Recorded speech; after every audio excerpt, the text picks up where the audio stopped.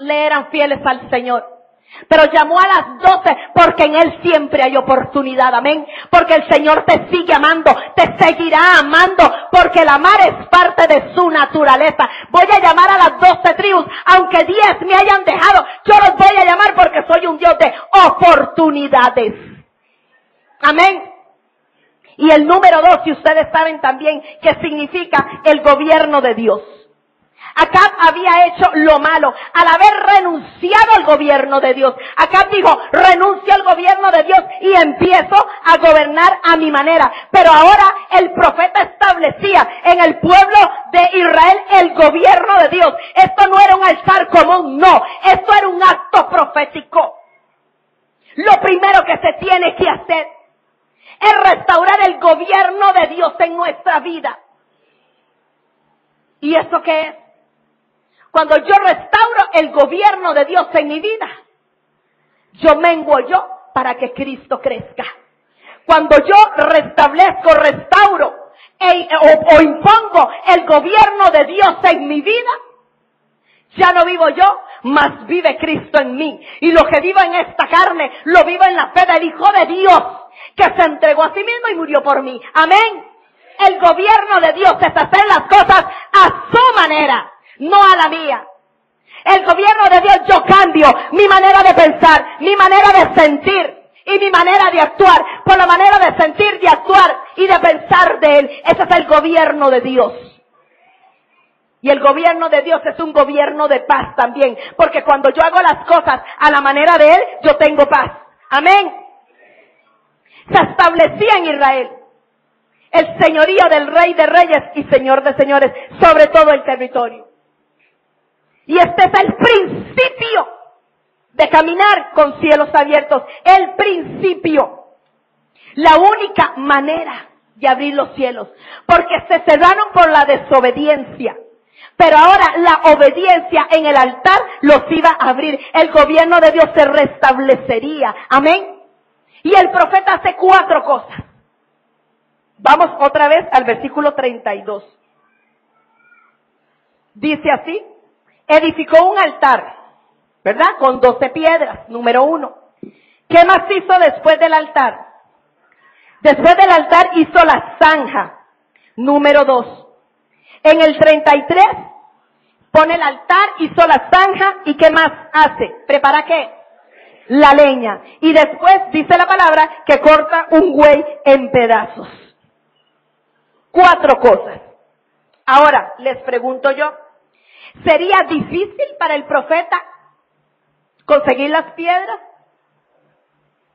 No, ¿verdad, Betilla? Hay mucha piedra ahí en el desierto. Mucha piedra. Sobreabundaban las piedras. Entonces, ¿le fue difícil al profeta conseguir las piedras? No. ¿Qué más hace? Hace una zanja.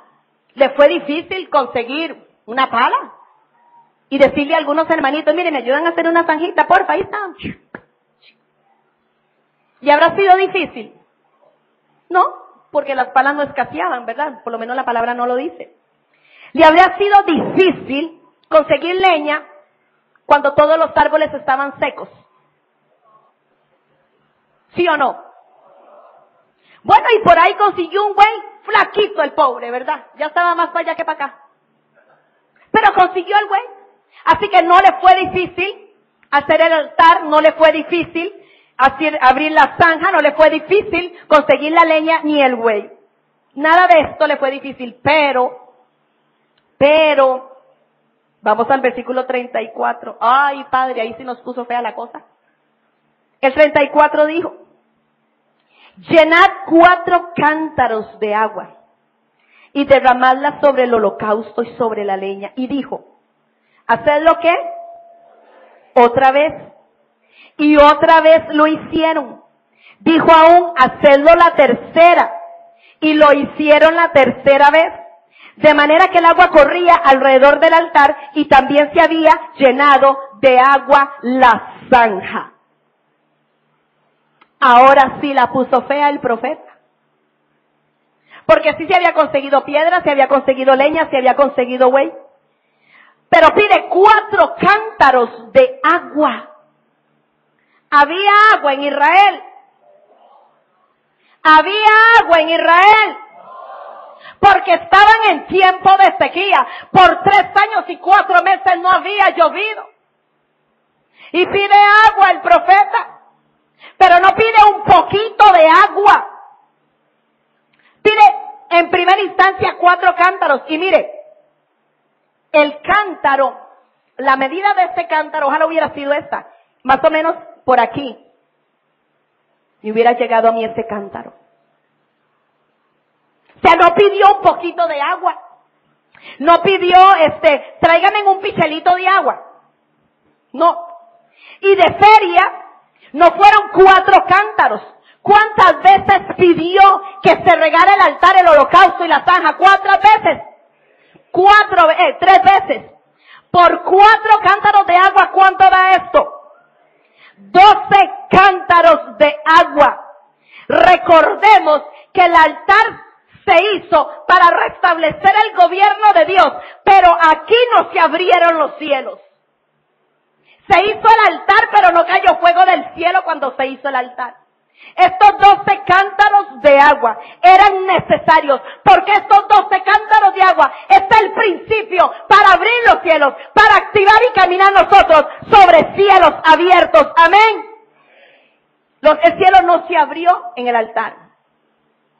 El cielo no se abrió cuando se abrió la zanja, ni cuando se puso la leña, ni cuando se cortó el buey, no. Se abrió y se activó con los 12 cántaros de agua. ¿Por qué?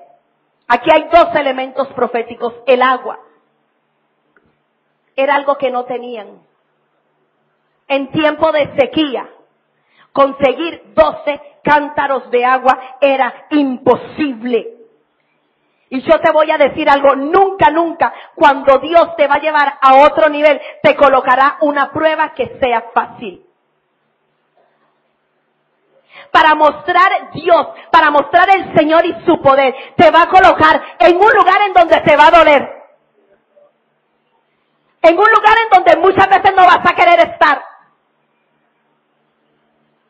Cuando el Señor llama a Abraham y lo prueba en el altar, ¿qué le pide?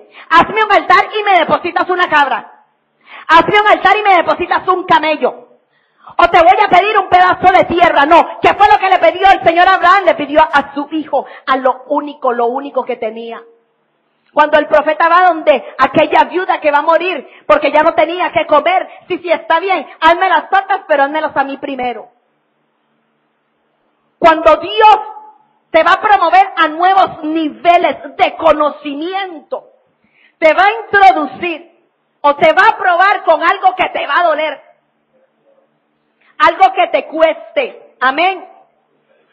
Pero el profeta dijo, tengo todo listo, pero necesito agua y 12 cántaros. ¿Por qué?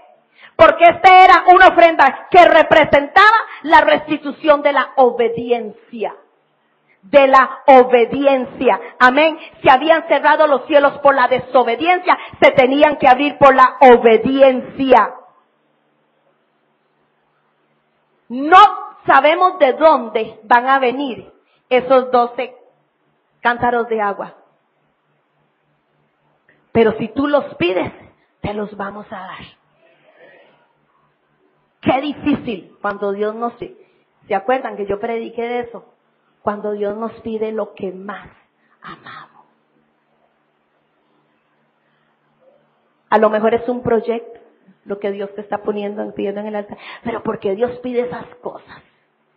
¿Será Dios masoquista? No.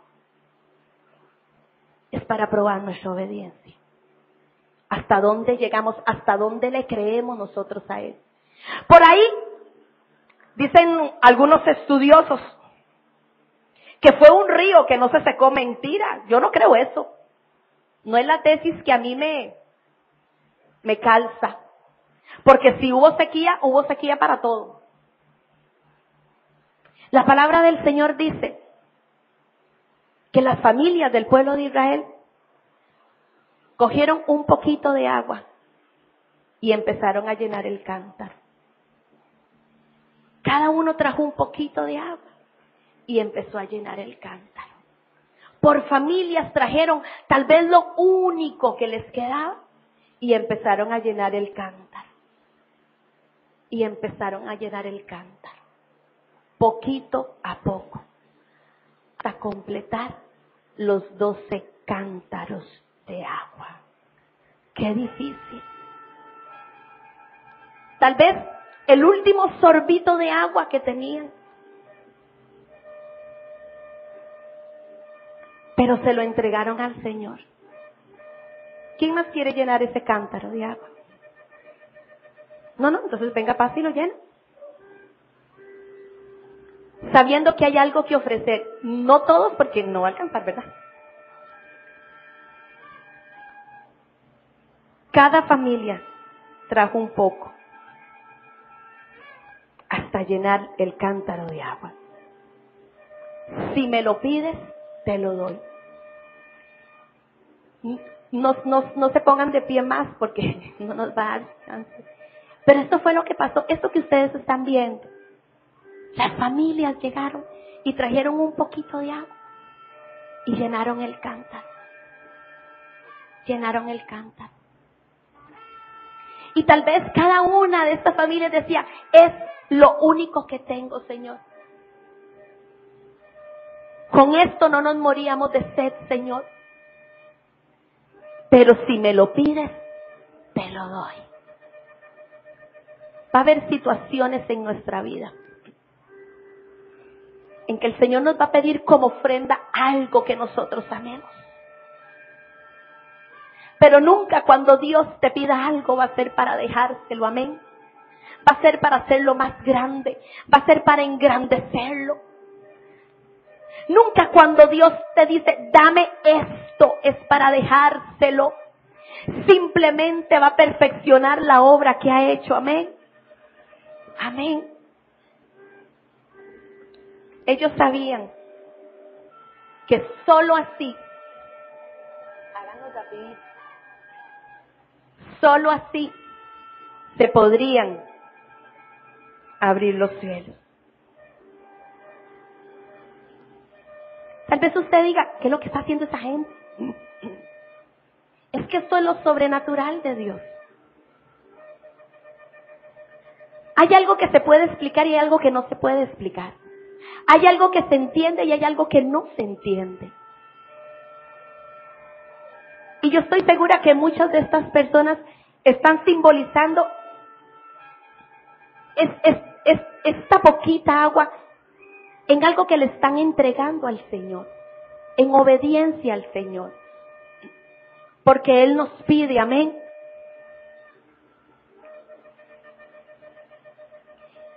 Bueno, mientras ellos terminan, yo quiero que busquemos el versículo 38.